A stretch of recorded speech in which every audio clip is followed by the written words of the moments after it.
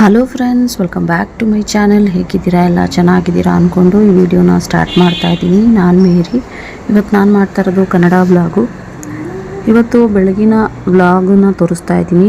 First ಬೆಳಗ್ಗೆನೇ 4:45ಗೆ ಎದ್ದಿದ್ದೆ ಚರ್ಚ್ಗೆ ಹೋಗಬೇಕು ಅಂತ. ಇವತ್ತು ಗರಿಗಳ ಹಬ್ಬ ಮಾಡ್ತಾ ಇದ್ದಾರೆ, ಅದರಿಂದ ಬೇಗ ಎದ್ದು ಹೋಗೋದಾ ಅನ್ನೋಷ್ಟರಲ್ಲಿ ಟೀ ಮಾಡಿ ಕುಡಿತಾ ಇದ್ದೆ ರೆಡಿಯಾಗಿ. ಆರ್ಯ ಎದ್ದು ಮಮ್ಮಿ ಎಲ್ಲಿ ಹೋಗ್ತಾ ಇದ್ದೀರಾ, ಎಲ್ಲಿಗೆ ರೆಡಿ ಆಗಿರೋದು ಅಂತ ಕೇಳ್ತಾ ಇದ್ದ. ಅದಕ್ಕೆ ಚರ್ಚ್ಗೆ ಹೋಗ್ತಾ ಇದ್ದೀನಿ ಅಂತ ಹೇಳಿದೆ. 5:45 ಆಗಿತ್ತು. ಅದರಿಂದ ನಮ್ಮ ಮಾಮ ಎದ್ದು ಅವ್ರು ರೆಡಿ ಆಗ್ತಾಯಿದ್ರು. ಇದಾದಮೇಲೆ ಚರ್ಚ್ಗೆ ಹೋಗಿದ್ದೆ. ಯಾವ ಟೈಮಲ್ಲೂ ರಶ್ ಇರೋದೇ ಇಲ್ಲ ಇಂಗ್ಲೀಷ್ ಮಾಸ್ಗೆ. ನೋಡಿದ್ರೆ ಇವತ್ತೊಂದು ದಿನ ತುಂಬ ರಶ್ ಆಗಿತ್ತು ಫುಲ್ಲು.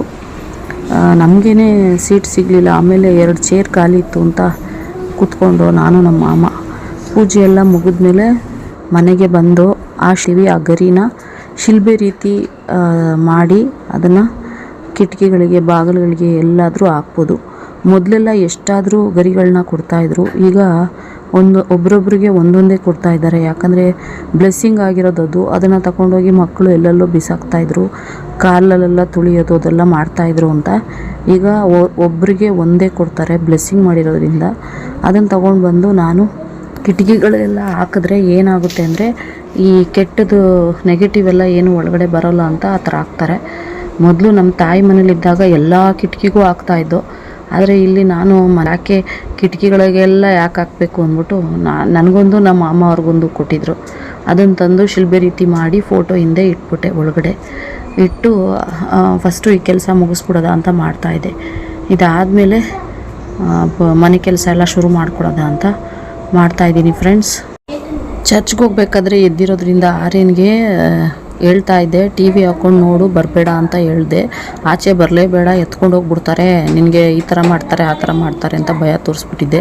ಆದ್ದರಿಂದ ಆಚೆನೇ ಬರಲಿಲ್ಲ. ಆದರೂ ಕೂಡ ಚರ್ಚಲ್ಲಿ ಭಯ ಆಗ್ತಿತ್ತು ಎಲ್ಲಾದರೂ ಹೋಗ್ಬಿಡ್ತಾನೆ ಅಂತ.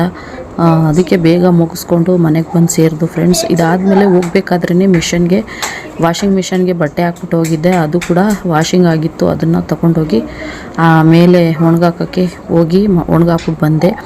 ಆಮೇಲೆ ನೈಟು ಗ್ರೈಂಡ್ರ್ ಸ್ವಲ್ಪ ಕೆಟ್ಟೋಗಿರೋದ್ರಿಂದ ನಮ್ಮದು ಸುಮಾರು ದಿನದಿಂದ ಹೇಳ್ತಾ ಇದ್ದೀನಿ ನಮ್ಮ ಮಾಮನಿಗೆ, ಸ್ವಲ್ಪ ಅದು ರಿಪೇರಿ ಮಾಡಿಸು ಮಾಮ ಅಂತ. ಚಿಕ್ಕ ಮಿಕ್ಸಿ ಆ ಥರ ಇದ್ದಿದ್ರೆ ನಾನೇ ತೊಗೊಂಡೋಗಿ ರೆಡಿ ಮಾಡಿಸ್ಬಿಡ್ತಿದ್ದೆ. ಆ ಗ್ರೈಂಡ್ರು ತುಂಬ ವೆಯ್ಟ್ ಇರೋದ್ರಿಂದ ಅದಕ್ಕೆ ಗಾಡಿ ಬೇಕೇ ಬೇಕು. ಇವ್ರಿಗೆ ಹೇಳ್ತಾನೆ ಇದ್ದೀನಿ, ಏನಂದರೆ ಈ ಲೋಕಲ್ ಶಾಪ್ಗಳಲ್ಲೆಲ್ಲ ಕೊಟ್ಟರೆ ಅವರು ಚೆನ್ನಾಗಿರೋದನ್ನು ಕೂಡ ಕೆಡಿಸ್ಬಿಡ್ತಾರೆ ಅಂತ ಅವರು ಪ್ರೆಸ್ಟೀಜ್ ಕಂಪ್ನಿಲೇ ಕೊಡೋದಾ ಅಂತ ಹೇಳ್ತಾಯಿದ್ರು. ಅದೆಲ್ಲಿದೆ ಮಾಮ, ಹುಡ್ಕೊಂಡು ಹೋಗಬೇಕು, ಇಲ್ಲೇ ಕೊಡು ಅಂತ ಹೇಳ್ತಾ ಇದ್ದೀನಿ. ಆದರೂ ಕೇಳಲಿಲ್ಲ. ಇದರಿಂದ ಸುಮಾರು ತಿಂಗಳಿಂದ ಈ ಮಿಷಿನಲ್ಲೇ ರುಬ್ತಾರಲ್ಲ, ಅಲ್ಲಿ 10 ರೂಪಾಯಿ 15 ರೂಪಾಯಿಗೆ ಅಂತ ಅಲ್ಲಿ ಕೊಟ್ಟು ರುಬ್ಬಿಸ್ಕೊಂಡು ತುಂಬ ಹಿಟ್ಟಾಕಿ ರುಬ್ಬಿಸ್ಕೊಂಡು ತಂದು ಇಟ್ಬಿಡ್ತೀನಿ ಮನೇಲಿ. ಒಂದು 15 ರೂಪಾಯಿ ಆಗುತ್ತೆ, ಇಲ್ಲಾಂದರೆ 30 ರೂಪಾಯಿ ಆಗುತ್ತೆ. ಅವರೇ ಹೋಗಿ ಮಾಡಿಸ್ಕೊಂಡು ಬರ್ತಾರೆ. ಇಲ್ಲಾಂದರೆ ಕೇಳ್ತೀನಲ್ಲ, ಗ್ರೈಂಡ್ರು ಸರಿ ಮಾಡಿಕೊಟ್ಟಿಲ್ಲ ಅಂತ. ಅದರಿಂದ ಈ ಥರ ನೆನೆ ಹಾಕಿಟ್ಬಿಡು, ನಾನು ರುಬ್ಕೊಂಡು ಬಂದ್ಬಿಡ್ತೀನಿ ಅಂತ ಹೇಳ್ತಾರೆ. ನಾನು ಹೇಳ್ತಾನೆ ಇದ್ದೀನಿ, ಅದನ್ನು ಸರಿ ಮಾಡಿಸ್ಕೊಟ್ಬಿಡು ಮಮ್ಮ, ನಾನು ಮನೆಯಲ್ಲೇ ಮಾಡ್ಕೋತೀನಿ. ಸುಮ್ಮನೆ ಯಾಕೆ ಎತ್ಕೊಂಡು ಹೋಗೋದು, ಅದನ್ನು ಬಕೆಟಲ್ಲಿ ಹಾಕೋದು, ಇದೆಲ್ಲ ಸುಮ್ಮನೆ 2 ಕೆಲಸ. ಆಮೇಲೆ 15 ರೂಪೀಸ್ ಕೂಡ ಮನೇಲೇ ಮಿಕ್ಸ್ಬೋದಲ್ಲ ಅಂತ ಬೇಡ ಮಮ್ಮ ಅಂತ ಹೇಳ್ತಾ ಇದ್ದೆ. ಆದರೆ ಆಮೇಲೆ ಅವ್ರಿಗೂ ರಿಸ್ಕು. ಕೆಲಸದಿಂದ ಬಂದ ತಕ್ಷಣ ಮಮ್ಮ ಈ ಥರ ಅಕ್ಕಿ ನೆನೆ ಹಾಕಿದ್ದೀನಿ, ರುಬ್ಬಕ್ಕೆ ಹೋಗಬೇಕು ಅಂದ ತಕ್ಷಣ ಅವ್ರ ಫೇಸೇ ಚೇಂಜ್ ಆಗಿಬಿಡುತ್ತೆ. ಅಯ್ಯೋ ಈ ಕೆಲಸ ಬೇರೆ ಇದೆಯಾ ಅಂತ. ಅವ್ರಿಗೂ ಟಯರ್ಡ್ ಆಗಿರುತ್ತಲ್ವ, ಬೆಳಗಿಂದ ಸಾಯಂಕಾಲ ತನಕ ಕೆಲಸ ಮಾಡಿ 40 ಕಿಲೋಮೀಟ್ರು ಗಾಡಿ ಓಡಿಸ್ಕೊಂಡು ಬಂದಿರ್ತಾರೆ. ನಾನು ಬಂದ ತಕ್ಷಣ ಮಮ್ಮ ಈ ಥರ ರುಬ್ಬೋದೈತೆ ಅಂತ ಹೇಳಿದ ತಕ್ಷಣ ಅವ್ರಿಗೆ ಪಾಪ ಫೇಸ್ ಎಲ್ಲ ಚೇಂಜ್ ಆಗುತ್ತೆ. ಅಯ್ಯೋ ಇದನ್ನು ಬೇಡ ಮಾಡಬೇಕಾ ಅಂತ.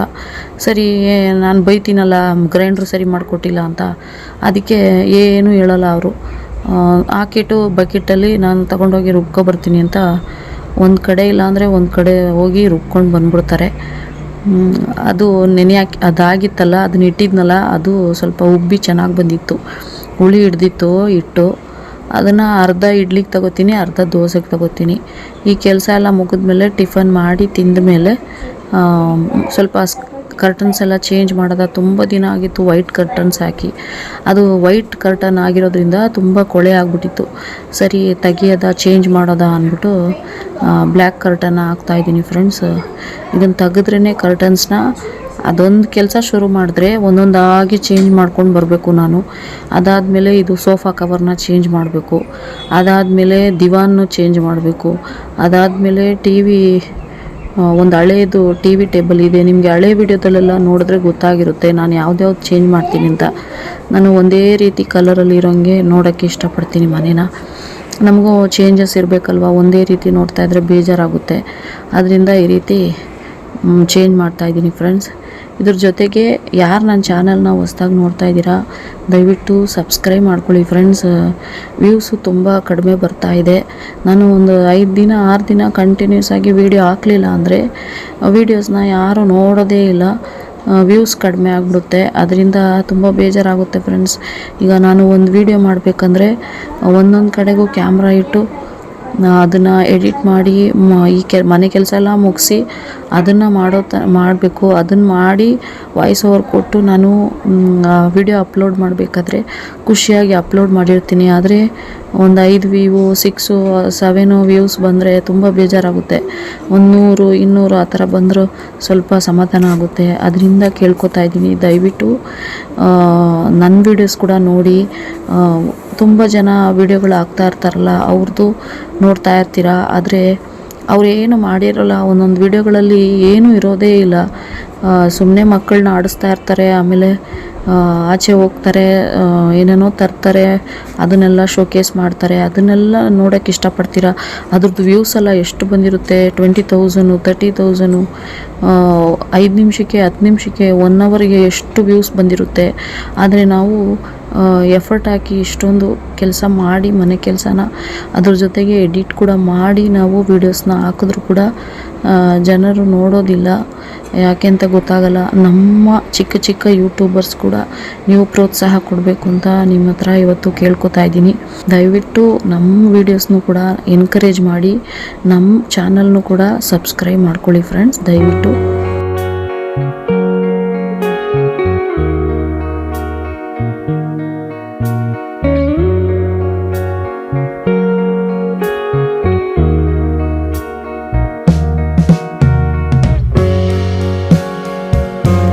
ಇದ್ರ ಜೊತೆಗೆ ನಾನು ಯಾಕೆ ಮನೆ ಕೆಲಸನೆಲ್ಲ ಹಾಕ್ತೀನಿ ದಿನ ವೀಡಿಯೋಸಲ್ಲಿ ಅಂತ ಹೇಳಿದ್ರೆ, ಮನೆ ಕೆಲಸ ಅಂದ್ರೇ ಬೇಜಾರಾಗಿರ್ತಾರಲ್ಲ ಒಬ್ರೊಬ್ರು, ಅಂಥವ್ರಿಗೆ ಮೋಟಿವೇಶನ್ ಆಗಿರುತ್ತಲ್ಲ ಅಂತ ಹಾಕ್ತೀನಿ. ಅಯ್ಯೋ ಮನೇನ ಕ್ಲೀನ್ ಮಾಡಬೇಕಾ, ಬೆಳಗ್ಗೆ ಎದ್ದರೆ ಸಾಕು, ಅಯ್ಯೋ ಇದನ್ನು ಮಾಡಬೇಕಾ ಅದನ್ನು ಮಾಡಬೇಕಾ ಅಂತ ಇರ್ತಾರಲ್ಲ, ಆ ಥರ ಬೇಜಾರಾಗಿರೋರು ನನ್ನ ವೀಡಿಯೋಸ್ ನೋಡಿದ್ರೆ ನಾವು ಈ ರೀತಿ ಇಟ್ಕೋಬೇಕು, ಮನೆ ನಾವು ಕ್ಲೀನ್ ಮಾಡ್ಕೋಬೇಕು, ಮಕ್ಳು ಇಟ್ಕೊಂಡು ಎಷ್ಟು ಚೆನ್ನಾಗಿ ಇಟ್ಕೋತಾರಲ್ಲ ಮನೆ ಅಂತ ಅನಿಸ್ಬೇಕು ಅವ್ರಿಗೆ. ನಾವು ಮಾಡಬೇಕು ಅಂತ ಅನಿಸ್ಲಿ ಅವ್ರಿಗೆ, ಒಂದು ಸ್ವಲ್ಪನಾದರೂ ಅನಿಸಿದ್ರೆ ಸಾಕು ನನಗೆ. ಅದಕ್ಕೋಸ್ಕರ ಈ ಥರ ಮನೆ ಕ್ಲೀನಿಂಗ್ದೆಲ್ಲ ವೀಡಿಯೋಸ್ ಹಾಕ್ತಾ ಇರ್ತೀನಿ ಫ್ರೆಂಡ್ಸ್.